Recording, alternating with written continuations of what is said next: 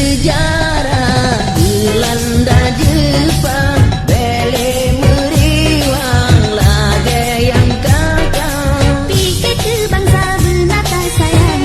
yatim melanglang ngon ingin janda ngan referendum sabang peluang nyan keadilan daerah desa nyan keadilan daerah desa belum ulama dengan Taliban rasa program merakan dan mahasiswa wahai pemimpin yang di atasan yang di dalam bapak atau di luar benefit mata